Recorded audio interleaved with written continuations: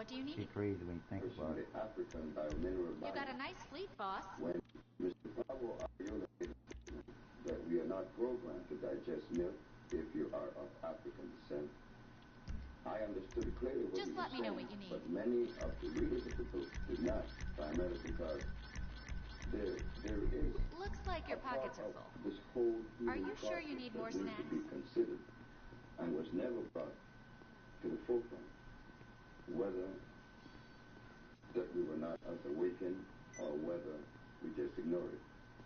That aspect is genetics. Genetics is very important because here Mr. Powell Ariola is showing us that if your ancestors are from Africa, that your body is not programmed to digest milk, so there must be a difference with the African race and any other race of people. That is his genetical structure. And this is the very foundation on which the Usha Research Institute has built its foundation, has built its edifice. And to build the edifice based on genetics, I'm here for you, boss. then 100%. it necessitates a substance to be developed that would be consistent with that particular genetical group. This has not been considered by nutritionists or pathologists. And this is the reason why we at the Usha Institute feel that they have not really arrived at a point that they could complement as well as they would like to, because they have not considered genetics is very extremely important. Why? Because everything on the planet is constructed genetically different, placed in a particular environment, and on details should be with you on this car. It's parked at that location. This is straightforward enough. Let's get this one back in good shape. They all are related. Why?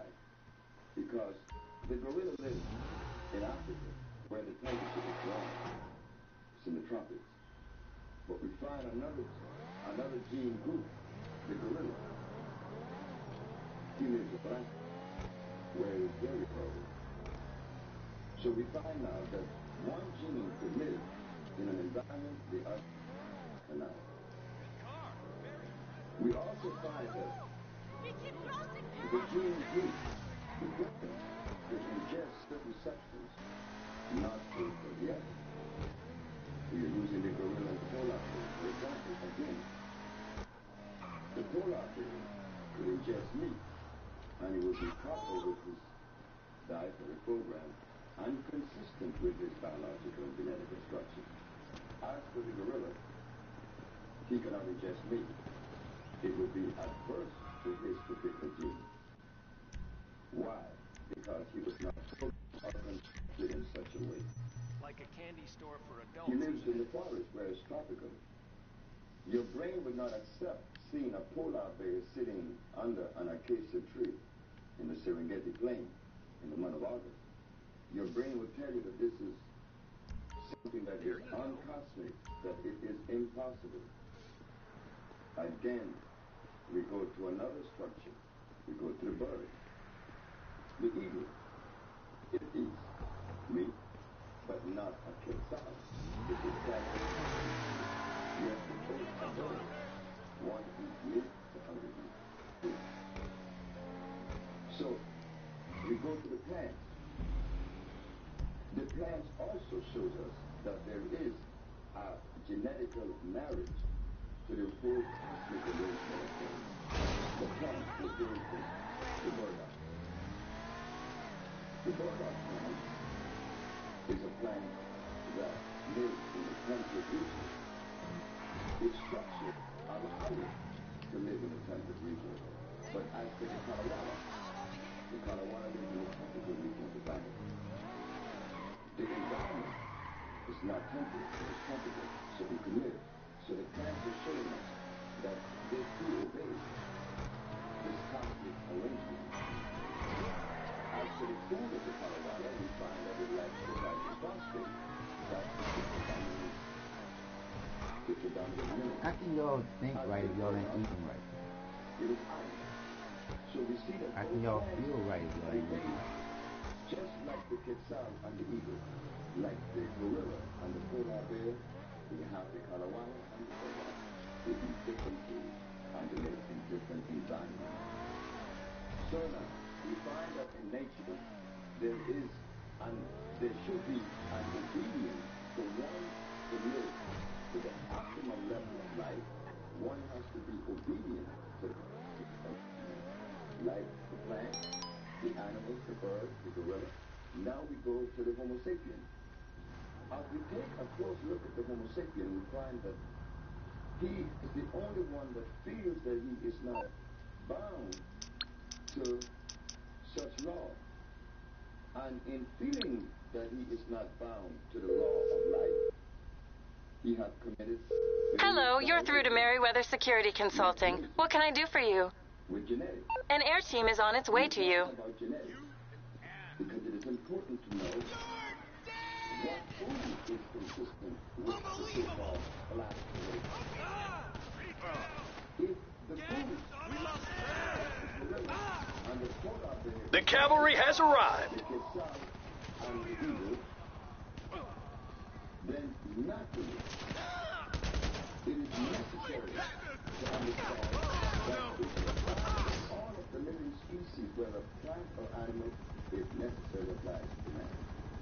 And when we look at the whole table of nutrition that we, the so-called black people, have been presented with, we find that we're eating the same food as the Chinese or European and Arabic.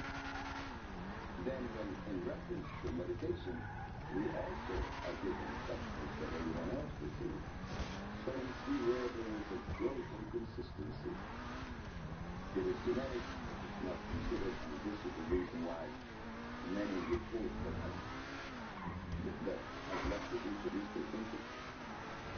The reports suggest having the ability to reverse the viruses that is to become the blindness of age in the leg. It's because we consider an aspect of this journey that has yet to be considered by others. We talk about genetics because it is at that very point that everything is understood. Once we understand what complements and what doesn't complement, then we are on a journey to this thing called healing. Because genetics is the most important aspect of it. And we committed, didn't know, or whatever reason. But it was at that very point that we embarked on the journey of the African biomineral balance that was supposed to complement the genetic of the so-called black man. With the birth of the African biomineral balance, we found that what is known as disease was not really disease. It was the manifestation of erosion caused by malnutrition. Malnutrition primarily amongst the African people. We were taken away approximately 400 years from our environment and from our food. Now, put that into a meaningful equation, and let us see what we're going to arrive at, that we will be able to help in the understanding of this thing we call nutrition and healing, because this is the subject. As we look at diets, we have to talk about the yin-yang. The yin-yang is a diet that we are told is composed of 4 yin and 1 yang, or 4 alkali and 1 acid. We find the other diet, which is the Ayurvedic. They too recommend rice, and they also recommend clarified butter, which is another substance that is acid. We find out the microbiome. Okay, that's on the books at your warehouse. You've got to use the SecuroServe terminal at the office if you want to go after another one. Enthused to see what it was that they could possibly have within their structure. And when my friend came back and told me that the primary substance that was consumed in the microbiotic diet was rice, then naturally it was open for question. When we talk about a diet and we include rice, then we are seeing an acid substance. The African biomineral balance, which came to complement the African genetical structure, not only does it complement the African genetical structure, but it